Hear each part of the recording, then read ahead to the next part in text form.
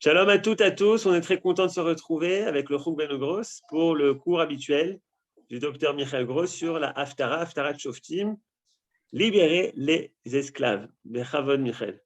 Toda Rabba Yohan, Erev Tov lekulam. Et la soirée sur la Shoah, elle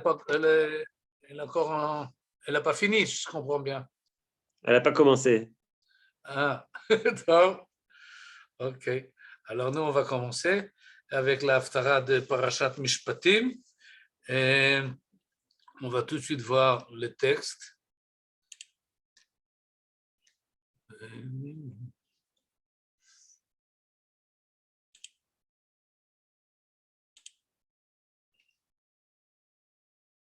Voilà, c'est le chapitre 33 ou 34 de... Non, ça c'est le chapitre 33. Alors, on va passer au chapitre 34. Voilà le chapitre 34. On ne commence pas au début, on commence à Davar Asher Haya El Yirmiyahu, au verset 8. Et cette Haftarah-là, elle a en fait deux parties. On a des faits, un événement qui s'est passé, et une réaction de Yirmiyahu à cet événement-là.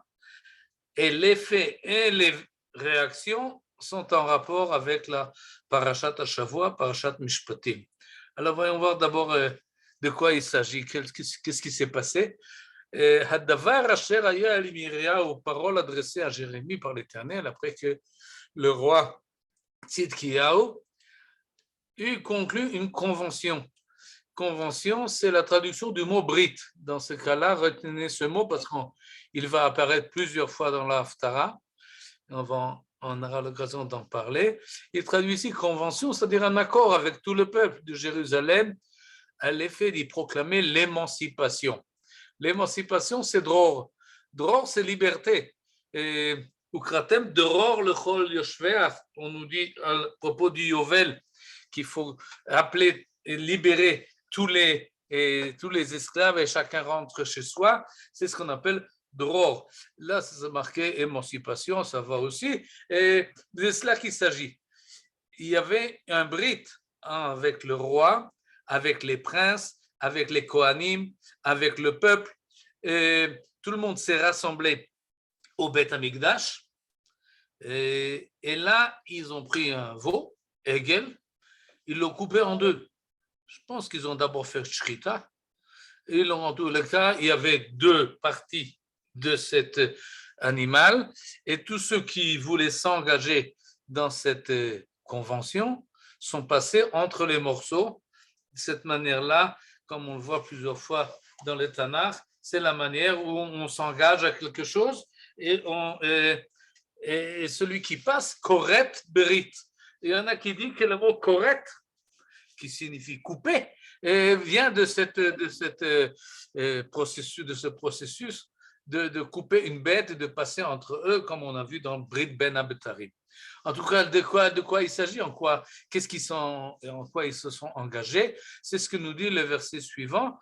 Les shalach ish et avdo ve ish et tifrato. Chacun s'est engagé à remettre en liberté son esclave ou sa servante, ivri ou ivriya, et chofshim, et qui, à partir de maintenant, ils seront tous libérés. Ça, c'était la clause de l'accord.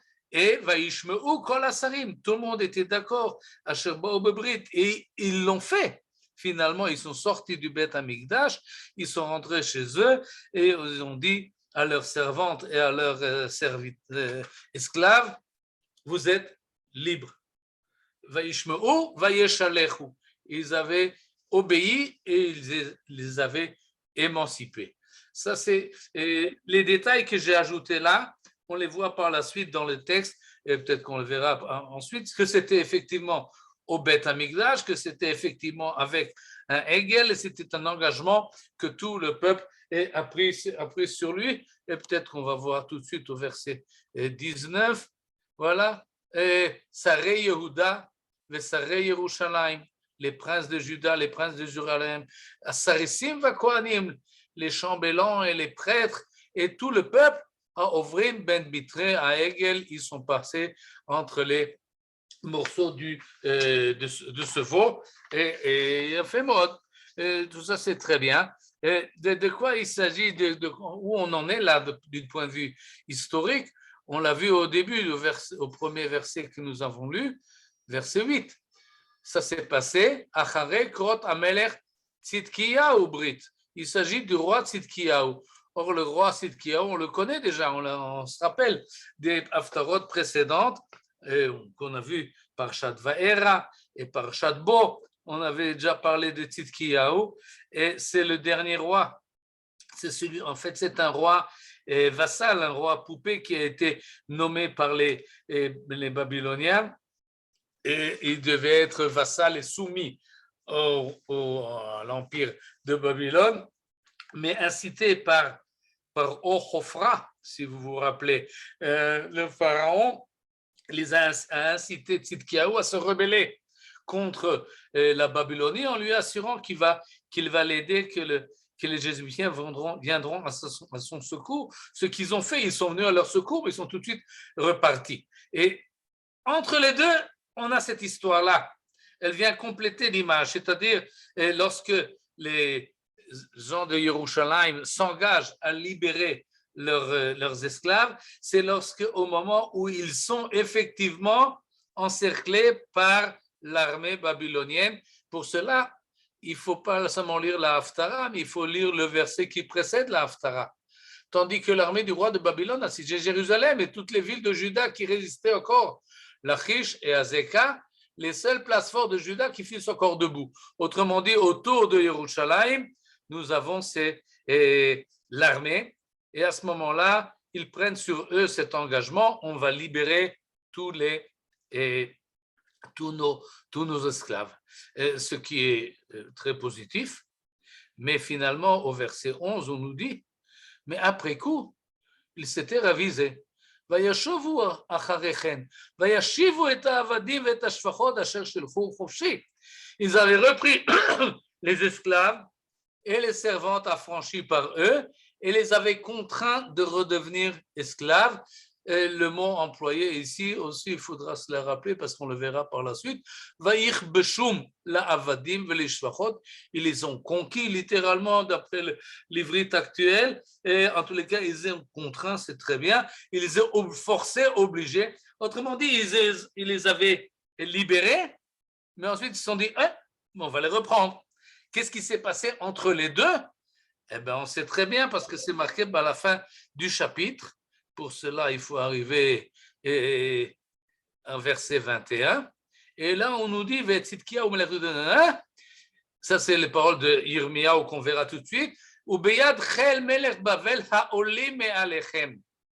Je te donnerai déjà les Babyloniens qui sont entre-temps, ont quitté le siège.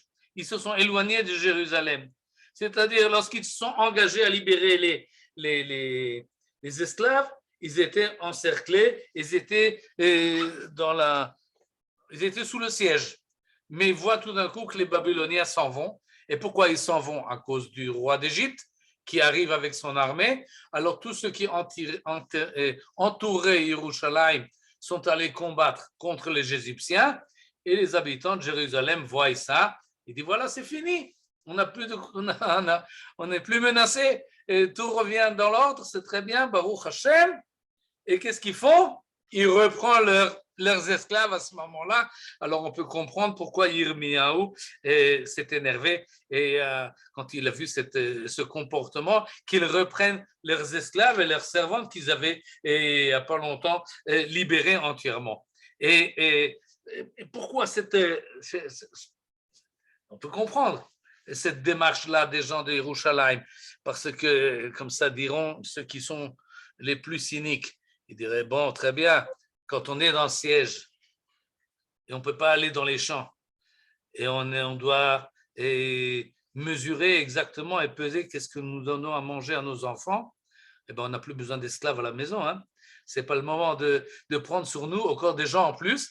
Ils ne peuvent pas travailler, ils ne peuvent pas fournir rien du tout et il faut encore les nourrir. Eh ben, alors on les libère.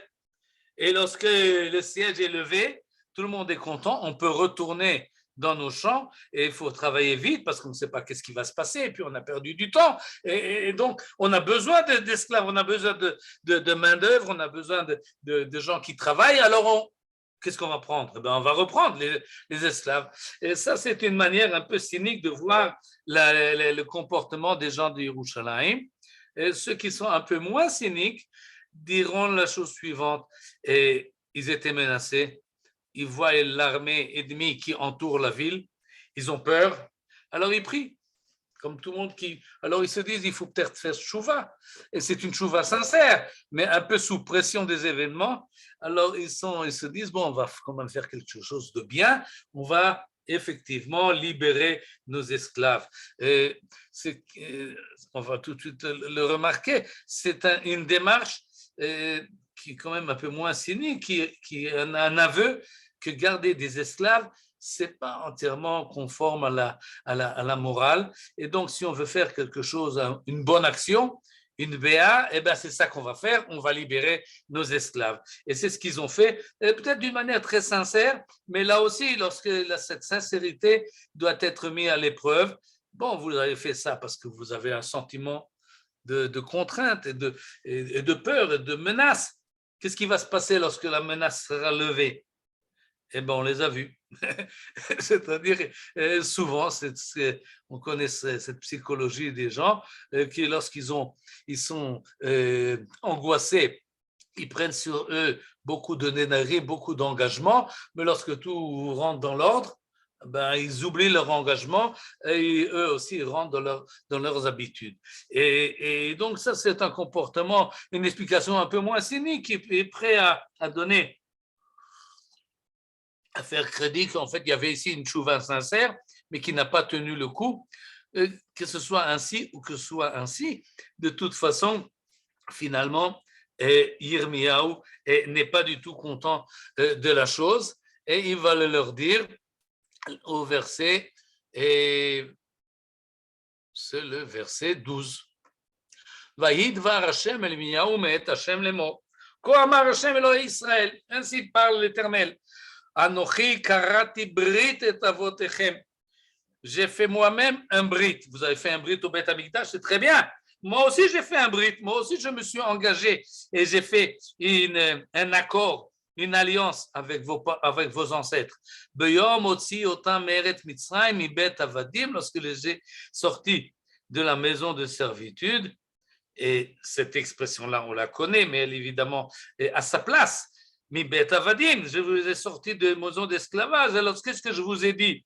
Je vous ai dit à ce moment-là, Miket Sheva Shanim Tishlachu, au début de la 7e année, chacun de vous affranchira son frère hébreu et Achiv Ivri Asher Yimmacher Lecha Va'avadcha Shesh Shanim, et il ne pourra travailler que 6 années. Et au début de la 7e, vous devez Shilachto Chovshi Meimach, il faut renvoyer.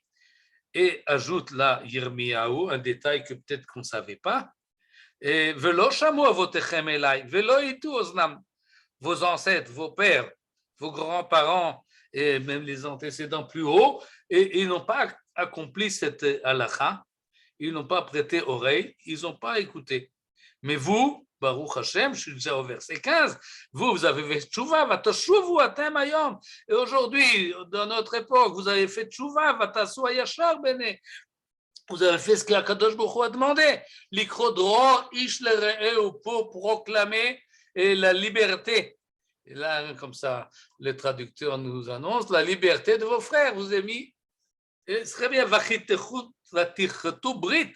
Non seulement que chacun est rentré chez lui et a libéré, mais vous avez fait une alliance, vous avez fait une assemblée, vous êtes engagés mutuellement.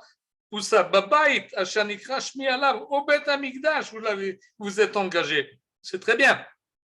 Mais, Vatashuvu, Vatechalelu et Shmi, vous êtes ravisés et vous avez outragé mon nom, puisque vous êtes engagés dans mon Beth Amikdash, et vous avez tous repris chacun sa servante et chacun son esclave. Vatichbeshu otam, encore une fois, le même mot, vous avez contraint, kidnappé, occupé liot lachem la avadim velishfachot, pour qu'ils redeviennent vos esclaves.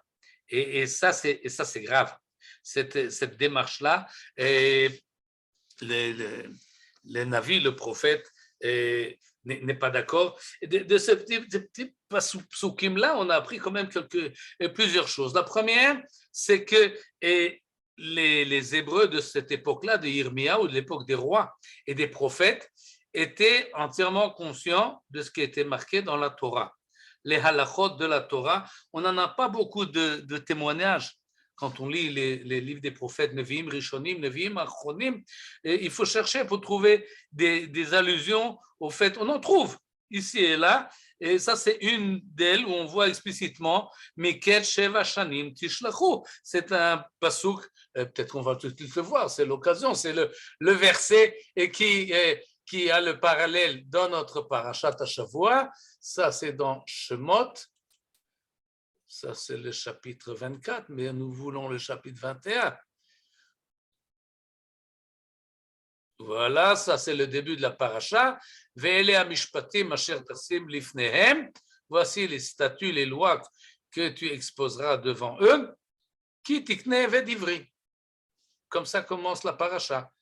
Et comme ça commence parle de la haftara. Quand tu achèteras, si tu achètes plutôt, oui, si tu achètes un esclave hébreu, Shanim Yavod, il restera 6 années esclave, et à la 7e, il sera remis en liberté sans rançon. Et la Torah continue avec les autres détails concernant cette halakha-là. Et donc, oui, les Bnei Israël de l'époque des rois connaissaient la Torah.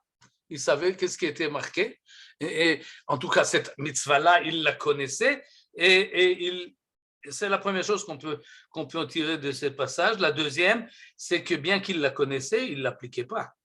C'est-à-dire, c'est pas que, étant donné qu'on sait ce qui est marqué dans la Torah, tout le monde, au même niveau, accomplissait les mitzvot. Sans doute que non, en tout cas, si on faut croire les prophètes, qui les accusent de beaucoup de averot. Une d'elles, c'est de ne pas renvoyer les esclaves au bout de la 6e année. Et donc, mais il y a une troisième chose qu'on apprend ici, c'est qu'ils en sont conscients. C'est-à-dire, c'est pas seulement qu'ils transgressent une avéra, mais ils savent qu'ils transgressent une avéra. Ils ont mal conscience avec cela.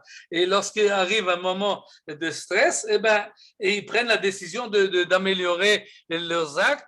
Et c'est justement cela qu'ils font, ils libèrent les esclaves. Donc, on a quand même une situation là qui nous montre un peu l'ambiance générale sur laquelle il faudrait on va s'attarder un peu pour élucider la chose. De quoi s'agit-il exactement?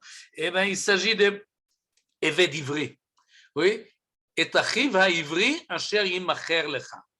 Et on parle de Eved Ivri, Ivri, Ivriya. Il s'agit donc de ce qu'on appelle aujourd'hui un juif, c'est-à-dire un hébreu, c'est-à-dire quelqu'un de chez nous qui devient esclave. Pourquoi est-ce qu'un juif deviendrait esclave? C'est un autre juif. Qu'est-ce qui se passe? Et d'habitude, les esclaves que nous connaissons et qui étaient habituels à l'époque de la Bible, ce sont des conséquences des combats et des guerres. C'était la règle du jeu. Celui qui gagnait la guerre prenait le butin et dans le butin, il prenait les gens. Ceux qui étaient aptes au travail, il les kidnappait, il les prenait et il les transformait en servantes et en esclaves. Et c'était courant. D'après ce que j'ai pu lire aujourd'hui et hier, c'était courant, mais pas tellement répandu. C'est-à-dire le nombre d'esclaves que les armées prenaient avec eux, il n'était pas tellement grand. Je ne sais pas, il faut voir les historiens à ce propos-là, mais c'était essentiellement pour servir le manganon, le système du roi. Quelqu'un de personnel ne voulait pas toujours prendre avec lui une servante ou un esclave. C'est sans doute pas la meilleure chose à faire d'une manière intéressée, c'est-à-dire il il devait quand même s'occuper de celui qui prendrait et il doit lui donner à manger, il doit donner un toit, etc. Et pas toujours c'est la meilleure manière d'avoir une main-d'œuvre. On peut avoir des salariés, on peut avoir des harissim, des gens qui prennent le terrain à part, c'est-à-dire comment on dit ça, avec des pourcentages qu'il doit rendre, et c'était un système plus avantageux que d'avoir un esclave tout le temps. Les grands richards, oui, ceux qui avaient beaucoup de terrain et beaucoup d'investir, oui, ceux-là étaient intéressés à avoir des esclaves, et pour eux, peut-être, en tout cas, le roi était intéressé. Donc, il y avait ces rois-là, mais ces esclaves-là. Mais ici, ce n'est pas de cela qu'il s'agit. Il s'agit de Achiv à Ivri ou à Ivria. Est-ce qu'il y avait des batailles entre les shvatim, entre les tribus, qui amenaient que on pouvait avoir un Eved Ivri parce qu'il était d'une autre tribu. Et cette question-là s'est posée une fois dans le Tanakh. Je vous amène au chapitre 28 des Chroniques, au verset 8. Voilà. Et voilà, on nous parle ici d'une guerre qui a opposé le royaume du Nord et le royaume de Juda du Sud, à l'époque du roi Achaz, et celui qui a perdu la guerre, c'était justement Achaz, parce que ceux qui le combattaient, c'était d'abord le roi de Aram, mais il était soutenu et organisé par le roi Melech Israël. Et donc le roi d'Israël a gagné la guerre. Je passe au verset 8. Les enfants d'Israël, c'est-à-dire ceux du royaume du Nord, capturèrent d'entre leurs frères 200 000 âmes, femmes, filles et filles, et ils leur prirent entre autres un butin abondant qu'ils emportèrent à Samarie, en Shomron.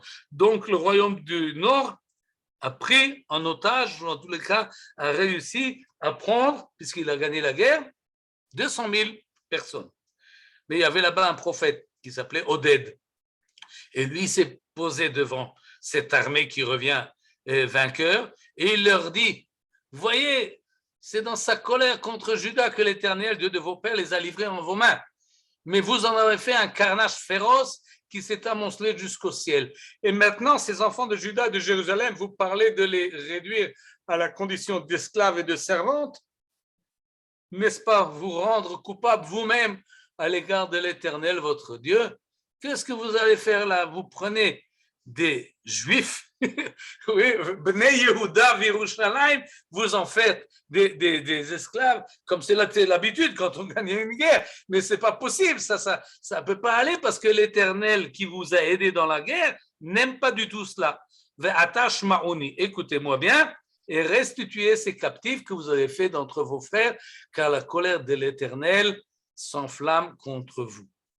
Et il suffisait de ces mots-là du prophète pour que chacun se lève, et d'après la suite du texte, effectivement, ils ont rendu ces esclaves et ces servantes, ils les ont remis en place, et voilà ce que nous dit le verset 15. Les hommes désignés nominativement se levèrent, saisirent les captifs, tous ceux qui étaient nus, ils les vêtirent d'habits, les habillèrent, les chaussèrent, leur donnaient à manger et à boire, les frictionnaires conduisirent à âne, tous ceux qui trébuchaient, et ceux qui avaient du mal à marcher, ils ont donné et même des ânes pour qu'ils puissent amener tous leurs captifs, ils les amenèrent à la ville de Jéricho, la ville des palmiers auprès de leurs frères, et ils reviennent à Samarie, Kol HaKavod. Finalement, c'était la seule possibilité qu'il aurait pu avoir Eved Ivri en conséquence d'une guerre entre des tribus juives, mais finalement, lorsque ça arrive, eh bien, ils évitent de tomber dans ce piège-là et ils rendent tous les captifs. Une partie du butin, j'imagine, ils ont gardé, mais finalement, il n'y a pas de Eved Ivri de ce genre-là. Alors, comment on peut être Eved Ivri? Alors, on a un verset dans notre paracha qui nous dit « Venimkar bignevato ». Il s'agit d'un vol, un voleur qui vient en cachette et finalement on l'attrape et il doit rendre le vol, mais il n'a pas. C'est-à-dire il ne peut pas, il mien l'eau. C'est-à-dire il a volé de l'argent, il a déjà mangé et bu cet argent, alors comment tu vas rendre ce que tu dois là? La Torah propose qu'il soit vendu en esclave, peut-être chez celui de qui il a volé, et il travaillera chez lui autant qu'il a besoin pour rendre l'argent qu'il a volé, mais sans doute pas plus. Donc, ce n'est pas vraiment quelqu'un comme ça qui doit être au bout de 6 années, etc. Ce n'est pas de cela qu'il s'agit, d'autant plus que c'est un cas rare. Des voleurs, il y en a, mais pas tellement, et qui n'ont pas de quoi rendre. Ça restreint encore plus les possibilités. Donc ce n'est pas exactement cela le cas des Eved Ivri. Or, on sait qu'il y avait des Avadim Ivriim. Il y en a. Et comment c'est arrivé? Pour cela, il faut aller chercher dans Nehemia, chapitre 5. On fait le tour de tout le Tanakh aujourd'hui. Chez Nehemia, au chapitre 5, au verset 1, voilà ce que l'on nous dit. C'est déjà Nehemia, oui, c'est plus tard, c'est après Yirmiyahu, mais en fait, ce que nous va lire là maintenant, ça décrit assez bien toute la période des rois, même un peu avant et aussi après. Et Vatehit Sa'akata'am, Nehemia entend des plaintes, de violentes plaintes parmi les gens du peuple et leurs femmes contre leurs frères ha-Yehudim. Il y a des Yehudim et il y a les autres, et les Yehudim, il y a une manifestation. Et qu'est-ce qu'ils disent dans leur slogan? Il y en avait qui disent, nous avons nos fils et nos filles, des familles nombreuses, il faut leur donner à manger, et nous voudrions obtenir du blé pour manger et sustenter notre vie. D'autres disent, nous sommes réduits à donner en gage nos champs, nos vignes et nos maisons pour nous procurer du blé dans la disette. Donc il y avait un problème de nourriture, il n'y avait pas assez, et il y en a qui voulaient avoir à manger, il y en a qui disent, nous avons déjà mis en gage nos champs, nos vignes. Comment ça en gage? C'est qu'il y en avait qui pouvaient procurer le blé et de l'orge et d'autres nourritures, mais ils le donnaient à condition. Et tu peux me payer? Très bien, tu ne peux pas payer, tu mets ta vigne, tu mets ton champ en gage, ou même ta maison, tu mets en gage. Très bien. D'autres encore disaient, verset 4, nous avons dû pour acquitter l'impôt du roi emprunter de l'argent sur nos champs et nos vignes. Non seulement qu'ils ont mis en gage, mais ils ont encore emprunté de l'argent et ils se trouvent endettés. Et cela les pèse. Et voilà ce qu'ils viennent de dire. Eh bien, ve'ata, ki vesarachenu besarenu. Notre chair est comme la chair de nos frères. Nous sommes un seul peuple, nous sommes en famille. Nos enfants sont comme leurs enfants. Et pourtant, nous astreignons en ivrite, ve'enachnu kovshim, et banenu ve'et benotenu la'avadim. Nous devons prendre nos propres fils et nos propres filles à être esclaves.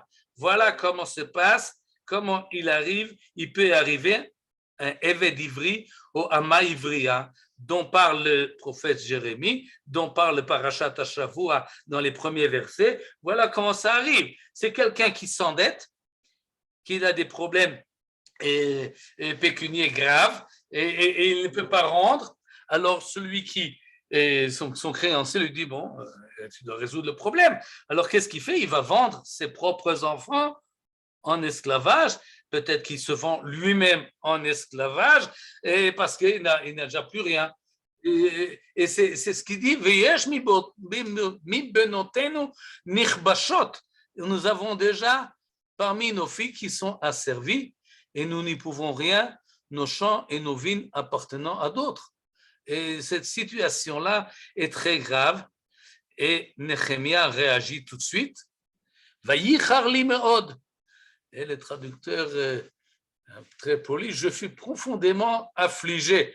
En fait, il s'est énervé beaucoup, il s'est mis en colère lorsqu'il entend cette manifestation, et il a pris sur lui de résoudre le problème, et il va voir les nobles et les chefs. C'est-à-dire, nous avons dans la population, en fait, deux clans, deux niveaux. Il y a les nobles, il y a les riches, et il y a les pauvres. et finalement cet écart-là, et il les engueule, on peut dire, vous prêtez à usure l'un à l'autre, voilà le problème. S'ils avaient donné un à l'autre un prêt sans ribit, sans usure, sans intérêt, alors l'économie continuerait. Mais à partir du moment où il demande plus qu'il n'a donné et le pauvre ne peut pas rendre, alors à ce moment-là, ça engrange toute une série de cause à effet qui fait que finalement, il y a Eved Ivri, et c'est ce que leur dit Nehemia. Nous avons racheté nos frères, ceux qui ont été exilés, qui ont été pris en esclavage chez les gentils, comme on dit. Oui, et on les a rachetés. On a fait un effort pour les libérer. Et vous, qu'est-ce que vous faites? Vous les reprenez et vous en faites vous-même des esclaves. C'est aberrant, c'est pas possible. Et Nehemia réussit à les convaincre, de la même manière que Oded avait réussi à convaincre les gens de Shomron à libérer les esclaves. Nehemia aussi réussit, mais Yirmiyahu, chez nous, ne réussit pas au chapitre 34. Et non, ça ne marche pas. Et finalement, c'est comme ça qu'on a des avadim, des ivriim. C'est un problème social, c'est un problème économique, c'est un problème de vie et qui provient du fait qu'il y a des riches qui sont comment dire, qui veulent avoir la main prise sur tout le monde, et c'est cela qui crée Eved Ivri. Et là, maintenant, il faut lire ce que nous dit la Torah. Bon, Eved Ivri, parce qu'il n'a pas rendu ce qu'il devait rendre, dans les systèmes de l'époque, c'était faisable, mais la Torah vient dire un instant, il ne sera pas esclave à vie, il sera esclave uniquement, et pendant 6 années, la 7e, vous devez les libérer. Et cette halakha-là, elle n'est pas facile. Elle n'est pas facile pour celui qui s'est habitué à avoir des esclaves chez lui à la maison ou des servantes chez lui à la maison, les libérer, pas seulement les libérer, on ne va pas maintenant voir le livre de Dvarim qui nous dit qu'au moment où tu libères ton esclave, tu dois faire mitzvah ha'anaka, ça s'appelle, tu dois lui donner. Tu dois donner une partie de tes gains, tu dois lui donner une possibilité de se réhabiliter et de redevenir quelqu'un de rentable pour qu'il puisse avoir pied et pour qu'il ne retombe pas dans l'esclavage dans lequel il vient de sortir. Et c'est la responsabilité de son maître de le libérer et de lui permettre de pouvoir pouvoir s'organiser et se nourrir librement par la suite. Et c'est ça qu'en fait accuse Yirmiyahu à son époque. Mais en fait, il y a plus grave. Pourquoi est-ce qu'il y a plus grave? Là, je reviens au livre de Shemot, pas au chapitre 21, mais on va voir le chapitre 14, qu'on a déjà lu. Oui, ça c'était le début de Parashat Beshalach. Et au chapitre 14, on nous dit la chose suivante. Vayugad le melech Mitzrayim ki varach ha'am. Le peuple juif est déjà sorti d'Égypte. Tout va très bien, ils vont vers la mer Rouge, ils vont vers Israël, mais on a dit, on rapporta au roi d'Égypte que le peuple partait. Alors, qu'est-ce qu'il fait? Alors, les dispositions de Pharaon et de ses serviteurs changèrent à l'égard de ce peuple et ils dirent qu'avons-nous fait là d'affranchir les Israélites de notre suggestion? Autrement dit, qu'est-ce qu'ils font? Ils ont libéré des esclaves et maintenant ils veulent les reprendre. Et le fait qu'on ne libère pas les esclaves, c'est une avéra, on transgresse ce qui est marqué au début de Parashat Mishpatim. Mais les relâcher, les libérer et les prendre, encore une fois, c'est beaucoup plus grave. C'est déjà un affront qui est fait à la Torah. Tu vas à l'envers. Tu as un esclave chez toi, tu oublies ou tu traînes et tu ne le libères pas à temps. Bon, on peut comprendre. Mais tu n'en as pas, tu les as déjà libérés et tu les reprend, ça c'est quelque chose d'aberrant, ça c'est ce qu'ont fait les Égyptiens quand on est sorti d'Égypte, et là il a une partie de la gravité, c'est-à-dire prendre des gens qui sont libérés et d'en faire de nouveau des esclaves, ça va à l'encontre de toute l'histoire juive depuis qu'Akadosh Baruch Hu nous a fait sortir d'Égypte. Et comment Akadosh Baruch Hu se présente? Anochi Hashem Elohecha, Asher hotzeticha miMitzrayim, miBet Avadim. Je t'ai fait sortir d'Égypte. miBet Avadim, je t'ai fait sortir de la maison d'esclavage. Pourquoi? Pour que tu crées une société d'esclavage en Israël. C'est pour ça que tu es sorti d'Égypte. Ça, c'est pas possible. Ça va, et c'est quelque chose qui est aberrant et qui est inacceptable. Et sans doute, il y en a qui expliquent comme ça la mitzvah de Timche et Zecher Amalek mitachat hashamayim. Qu'est-ce que voulait faire Amalek? Eh bien, justement, il attaquait. Et c'est comme ça qu'il vivait d'ailleurs, c'est ça qui avait son gagne-pain, et une horde de Bédouins qui arrive et qui attaque la caravane et qui cherche des gens et qui les capture. Et il les capture pour quoi en faire? Pour les vendre en esclavage alors qu'on vient de sortir d'Égypte. Et donc la sortie d'Égypte, c'est pas seulement pour que nous-mêmes soyons libérés du joug des Égyptiens, c'est parce qu'on aspire à la liberté. Et via Amalek, et d'ailleurs Amalek d'une manière un peu, comment on peut dire, un peu cruel, pas seulement cruel, mais bête et méchant. C'est-à-dire, ils ne sont pas attaqués les forts qu'ils auraient pu, s'ils avaient réussi, et alors ils avaient une main-d'œuvre plus vigoureuse et plus effective. Non, ils prennent ce qu'ils peuvent prendre. Et ils ne regardent pas si c'est des vieux ou des femmes, en tout cas ceux qui traînent à l'arrière. Et pourquoi? Parce que c'est cela qu'ils vivent. Alors ils vont vendre, même à bas prix. Et non, ça c'est pas possible. Ce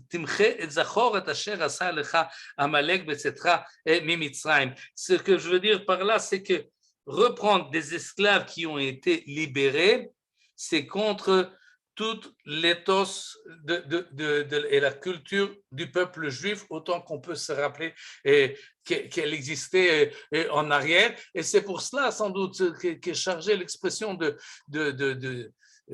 oui, qu'on a vu au verset 13. Anochi karati brit im avotechem beyom hotzi otam eret Mitzrayim mibet avadim. Je les ai fait sortir de la maison de servitude.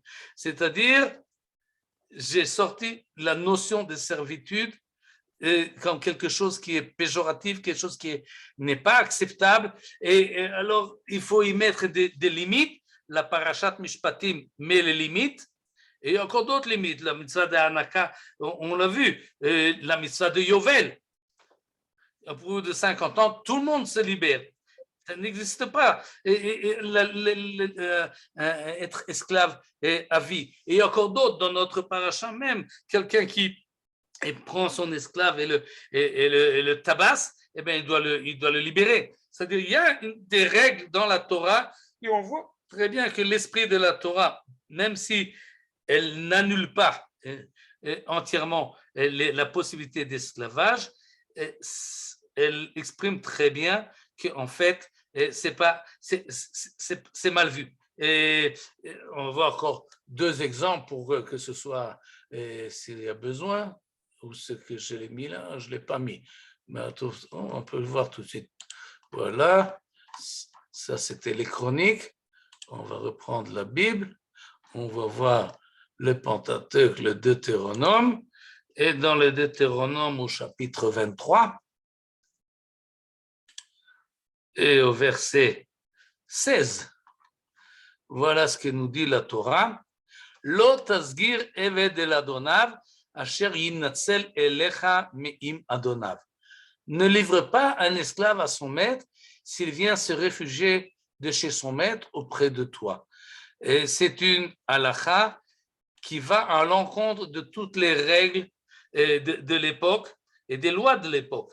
Un esclave qui fuyait son maître, on devait, et si on l'attrape, on doit le rendre à son maître. et celui qui ne le rend pas, il est passible d'une peine grave parce qu'il n'a pas rendu un esclave qui s'est enfui à son maître. Et si on permet aux esclaves de s'enfuir, et encore plus si on les protège, alors tu vas à l'encontre de tout le système économique de l'endroit. C'est quelque chose qui n'est pas possible. Alors que la Torah nous dit « Lo tasgir eved el Adonav ». Évidemment, on peut vérifier de qui exactement, de quel Eved il s'agit, si c'est Eved Ivri ou bien Eved Knaani.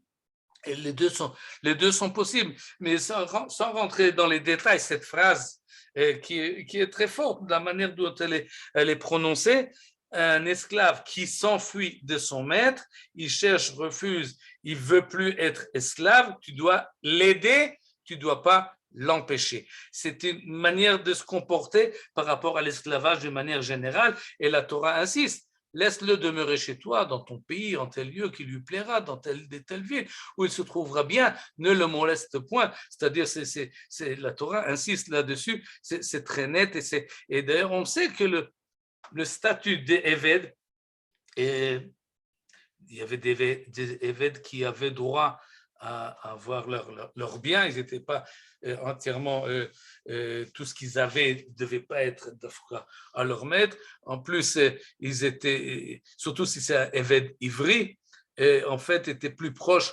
d'un employé, d'un salarié, plutôt que d'un esclave dont le maître a droit de vie et de mort sur lui. Et la Torah indique bien le chemin à aller, que finalement l'abolition de l'esclavage, qui dans la culture générale s'est fait d'une manière assez tardive, la Torah, déjà Chazal, ont diminué de beaucoup la possibilité. C'est pas qu'il n'y en avait pas, on sait très bien qu'il y avait des esclaves, mais quand même, c'est pas dans l'ordre des choses de la manière où la Torah veut. Elle nous invite à racheter des esclaves, à les libérer, à leur donner possibilité de revivre, et tout cela.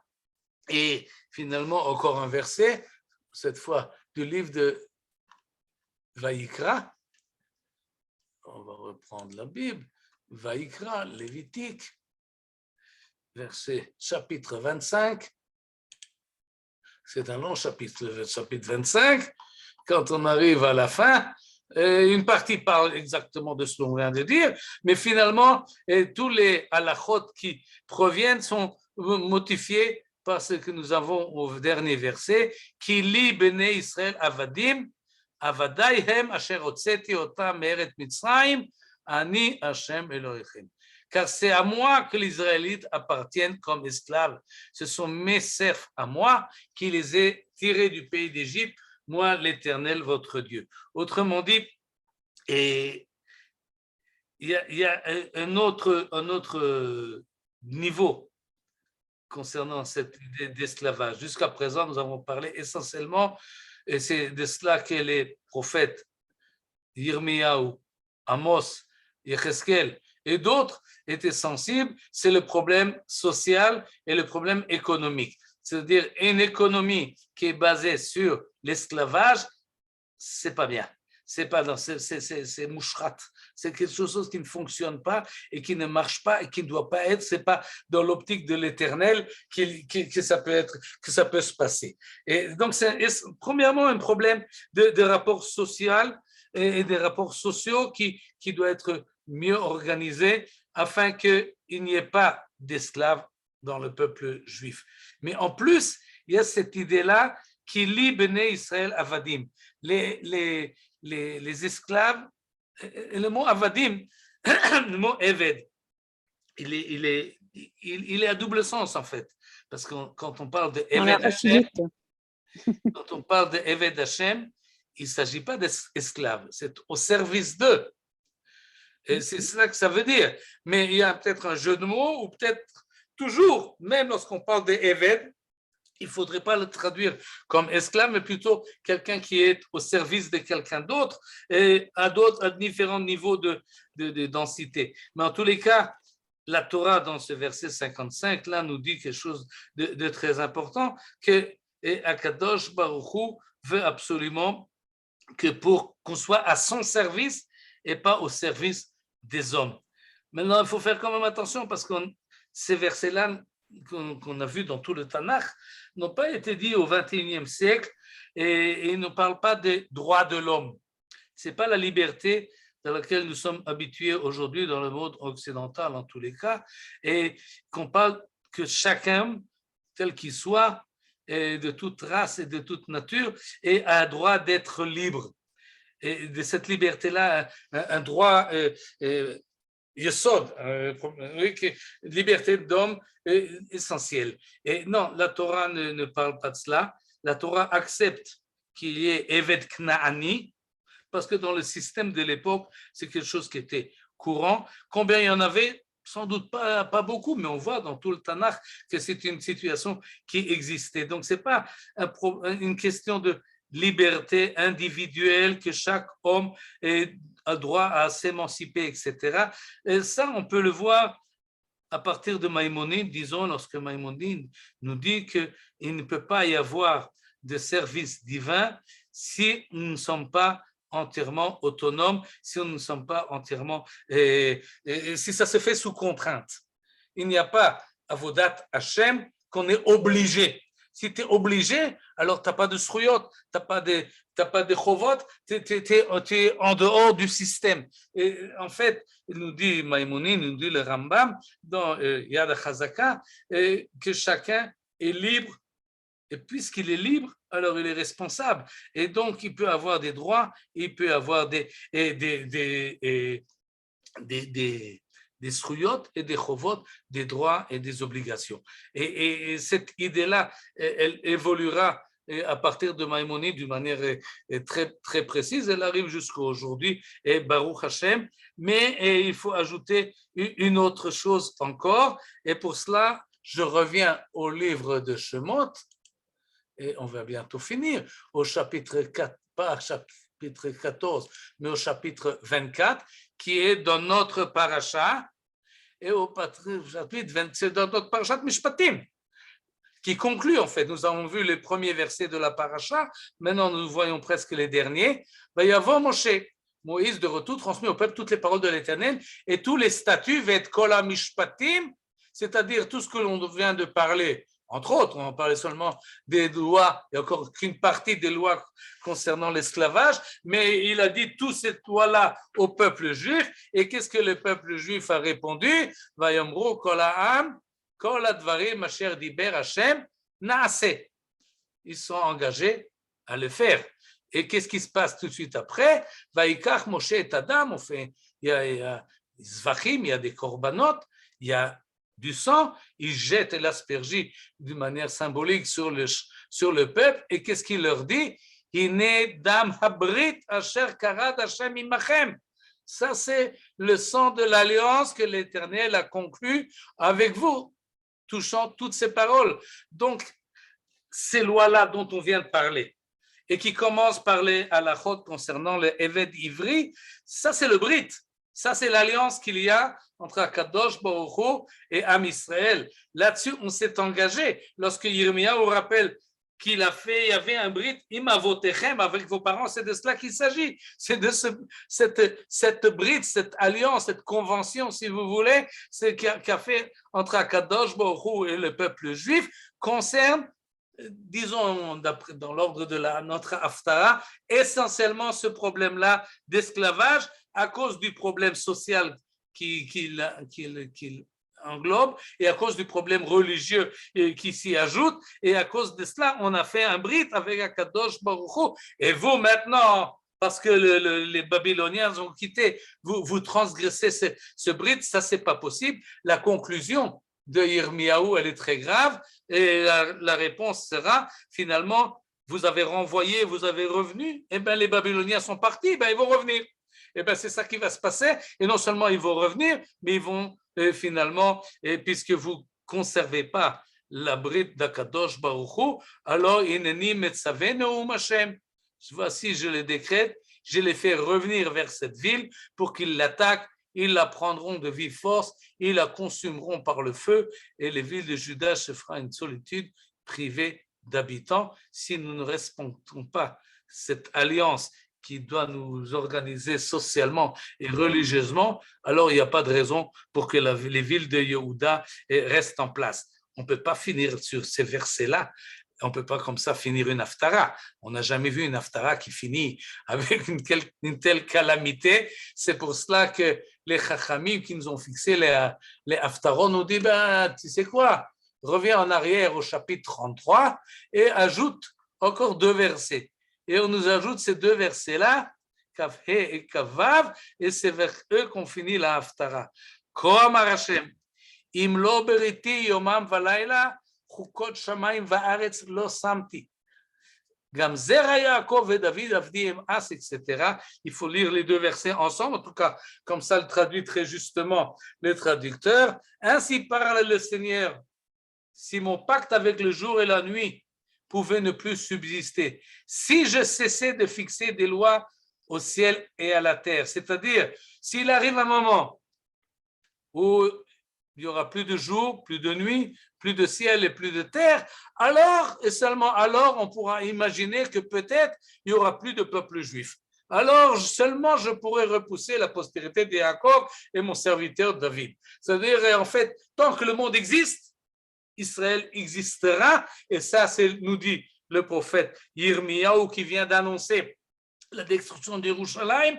Oui, il y aura destruction, mais quand je les aurai ramenés de l'exil et pris en pitié, finalement, Ashiv et Shvutam verichamtiv. Et c'est sur ces paroles beaucoup plus encourageantes qu'on finit notre haftara.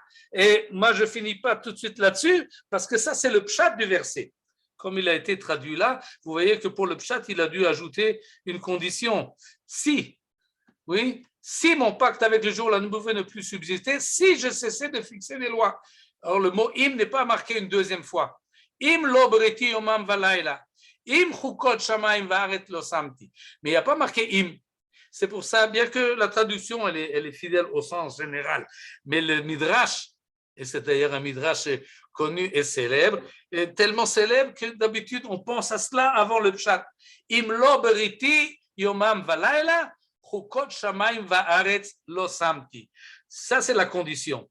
Si mon alliance, si ma convention avec le peuple juif n'est pas respectée jour et nuit, alors les lois qui concernent la nature du ciel et de la terre sont nulles et non avenues et ils n'existeront plus. Autrement dit, le monde dépend du fait que le peuple juif continue ce brit-là, et cette notion de brit, d'alliance avec Akadosh Baruch Hu, qui se trouve dans notre paracha, et qui, dans le contexte de la paracha, dans la Haftara en tout cas, a trait à le rapport sociaux avec ceux qui travaillent avec nous et ceux qui nous entourent, à ceux qui sont dans le besoin et à ceux qu'on doit soutenir. Si on ne les soutient pas, finalement, Chukot Shamayim va'aretz lo samti, la ville de Yerushalayim ne peut pas tenir, les villes de Yehuda ne tiendront pas devant les Babyloniens, mais le monde entier risque de s'écrouler. Baruch Hashem, finalement, Ashiv et Shvutam verichamtim, finalement, oui, il va nous faire revenir avec toutes les connotations qu'il y a dans ce terme-là de Ashiv et Shvutam, physiquement, spirituellement, moralement. Et ce sont des efforts que nous essayons de faire journellement. Bezrat Hashem, na'aseh v'natzliach. La kavod.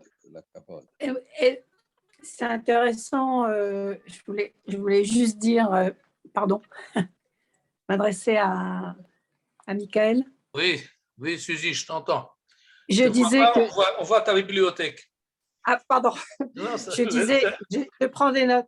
Je disais que c'est intéressant le terme Eved, parce que dans le Tanya, le Eved, c'est le tzaddik, hein, et alors que le Benoni, enfin on n'est pas à ce niveau bien sûr, c'est celui qui est Oved Hashem. Et il y a 2 sortes, donc c'est vrai que ça a une autre dimension, quoi. Le terme Eved est intéressant aussi chez eux dans la Chassidut, quoi. Oui, c'est en fait une soumission. Exact. Et ils font tout pour Hachem, quoi. Mais il a différents niveaux par rapport aux hommes, par rapport Absolument. à Dieu. Et même à savoir jusqu'à quel point on est soumis. Exact. Mais on se soumet librement. Oui, exact. C'est ça. Voilà. Oui, si on ne se soumet pas librement, alors on n'est pas soumis. C'est ça. Exactement. Il faut peut-être des fois même insister là-dessus parce que vous voyez, nous appartenons à un monde démocratique qui a fait de la liberté une idée centrale et même des fois exagérée, on peut dire, si elle n'a pas les limites morales qu'elle a besoin. Mais lorsqu'on regarde le monde dans son généralité, il y a beaucoup de sociétés où cette idée-là n'est pas centrale. Exact. Qui ne s'organisent pas autour de la liberté, certainement pas la liberté individuelle, mais même la liberté comme notion. Au contraire, il y a beaucoup de sociétés qui s'organisent de telle manière que l'individu doit être soumis à la règle générale. Et c'est vrai dans des pays, disons, comme aujourd'hui la Chine, d'une manière très, très forte, mais également dans d'autres pays qui jouent le jeu de la démocratie, mais qui ne sont pas vraiment des démocraties, et qui ne sont pas démocraties au niveau national, mais même au niveau de la tribu, au niveau du clan, au niveau de la famille. Il n'y a pas cette idée-là de rendre la liberté individuelle à chacun. Et cette tentation-là, que celui qui tient la vérité ou celui qui tient l'autorité pense qu'il va mieux réussir en soumettant ceux qui sont autour de lui, c'est une tentation qui existe encore aujourd'hui, qui est très forte. Et il faut la combattre, il faut l'opposer à Yirmiyahu d'une manière que je crois qu'il est mais sans aller jusqu'à la Chine, il n'y a qu'à voir en Égypte, les droits de l'homme ne sont pas respectés, hein, en grande partie. Où ça?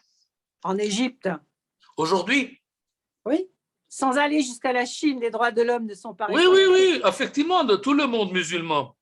On parle de Mithraïm. Mais pas seulement en Égypte, ici en Israël. Absolument. Oui, quand il y a des élections démocratiques, et je parle au niveau local, oui. Dans les localités arabes, ça se passe par clan, par famille. Et ça fausse la chose. Je ne vais pas étendre ça avec ce qui se passe dans certaines chassidouyot, qui eux aussi, de bonne volonté, ne joue pas le jeu de la démocratie dans ce sens. Je décide librement comment prendre mes décisions à moi, que ce soit décisions de vote ou d'autres décisions de la vie courante. Cette idée-là, il faut la renforcer, il faut dire c'est de cela que parle Yirmiyahu Hanavi, finalement, c'est de cela que parle la Torah, lorsqu'elle nous dit tu dois rendre libre les gens, c'est de cela que parle le Rambam. C'est important parce que souvent, les gens préfèrent décide pour moi, dis-moi qu'est-ce que je dois faire. Et Jérémie, Yeshayahu et d'autres qui ne sont pas des gens modernes, qui n'ont pas appris, ils n'ont pas fait la Révolution française, mais ils savent très bien Avadaihem asher hotzeti otam me'eret Mitzrayim, et comme disent Chazal, Avadaihem velo avdei avadim. Et c'est une notion vraiment qu'il faut renforcer, qu'il faut la dire. Il ne faut pas se gêner d'ailleurs, parce qu'elle est vraiment importante, c'est la base de la morale finalement. Oui. Shabbat Shalom, Toda, Michael. Shabbat Shalom. Si vous permettez, Michael. Oui. Oui, Michael, tous mes compliments vraiment pour tous les différents niveaux où vous êtes montés sur la discussion de l'esclavage. Alors, je voulais faire simplement deux remarques. La première, c'est de rappeler que la guerre civile aux États-Unis, qui n'est pas si lointaine, était aussi sur la question de l'esclavage. L'esclavage qui était maintenu dans les États du Sud. Et il y avait à la fois la dimension sociale, la dimension économique, la dimension morale qui a joué. Ça a conduit à cette guerre. Et le deuxième point vous avez évoqué, ce qui n'est pas souvent dit, que les Juifs de Juda et d'Israël ne respectaient pas la Torah. Même la fête de Pessah n'a pas été célébrée pendant très longtemps. Et donc, le Yovel non plus. Et donc, il y a tout d'un coup cet aspect de libération des esclaves qui vient. Mais je voulais vous proposer une lecture qui est à un niveau purement historique. Nous avons vu que Jérémie était l'homme du parti babylonien qu'il soutient. Oui. Et donc, quand il voit que les grands de Juda reviennent sur leur engagement de libérer les esclaves, eh bien, il pressent qu'ils vont revenir sur leur engagement vis-à-vis que Sédécias est comme vous l'avez dit, est un vassal, il doit obéir à Babylone, et que l'étape suivante, c'est la révolte contre Babylone. Donc, quelque part, sur un niveau beaucoup moins élevé, beaucoup moins moral, mais qui est purement politique, il pressent déjà la révolte et donc il met en garde sur les sanctions que ça va entraîner. Oui, j'allais poser la question. Un instant, Daniel, un instant, une minute. Et effectivement, c'est une lecture très valable, c'est-à-dire finalement mettre le point sur le fait que tu as pris un engagement, tu dois le tenir et pas renverser ta veste. Et si vous regardez le chapitre suivant, avec Rechav, l'histoire qui est une famille qui a pris un engagement, et Yirmiyahu loue cette famille et parce qu'elle respecte l'engagement de ses ancêtres et qui ne change pas. Et effectivement, cette politique des rois de Tzidkiyahu a énervé Yirmiyahu pour des raisons politiques, pour la manière dont il voyait le rapport des forces qu'il y avait à son époque, mais également parce qu'il voit quelque chose de corrompu. Tu t'engages à quelque chose et dès que tu as l'occasion, tu fais autrement. Ça, c'est pas vrai politiquement et c'est pas vrai moralement. Et c'est en fait pour Yirmiyahu, les choses se complètent. Merci, M. Trink. Oui, Daniel. Non, j'allais poser la question. Il me semble que si Tzidkiyahu n'avait pas tellement finalement les moyens de régner selon la halakha, etc. Il était quand même plus ou moins soumis en conflit, etc. Il a essayé, mais comme beaucoup d'autres, ça ne marche pas toujours. Nehemia a réussi, ce qui est impressionnant d'ailleurs. Et pas seulement cela, mais encore d'autres choses qu'il voulait faire. Oui, c'est un leader qui avait qui arrivait à avancer les gens, à les faire passer de Babylonie à Yerushalayim et de leur faire teshuvah d'une manière sincère. Et oui, il n'y en a pas beaucoup qui... Vraiment, c'est un leader important et impressionnant. Yirmiyahu n'a pas réussi de la même manière. D'ailleurs, il s'en plaint. Je parle, il ne m'écoute pas. Oui. Mais à quel niveau les lois de la Torah étaient respectées ou non respectées à l'époque biblique, et ce que M. Trink a relevé, c'est pas évident, la situation n'est pas nette. Les prophètes accusent de beaucoup de choses, mais il y a beaucoup d'autres halachot, on ne sait pas exactement comment ça s'est passé, qu'est-ce qu'il y avait exactement, comment ils ont gardé kashrut. Comment est-ce qu'on n'a aucune idée? Tum'a vetara, il y a de temps en temps des allusions, on peut rechercher, mais mezouza, on ne remarque, ce n'est rappelé nulle part dans tout le Tanakh, ça ne veut rien dire. À quel niveau, comment, au tefilin, on ne sait pas comment est-ce qu'il y avait, peut-être dans les livres, on en retrouvera, pour l'instant on n'a pas encore retrouvé de l'époque biblique, mais qui sait? On continue à chercher. Bonsoir, Michael. Merci pour le cours. Merci beaucoup, Toda Rabba. Shabbat Shalom. Une question. Juste une question. Dans la Tefila, on voit Ismar Moshe Ben Matanat Relko qui évède Neeman vers l'autre. Donc, on voit le mot évède, à quel niveau il se situe aussi. Oui, aussi Abraham, Eved Hashem, mais oui. Oui, c'est un compliment d'être, se porter Eved Hashem. Mais au niveau, c'est un engagement total.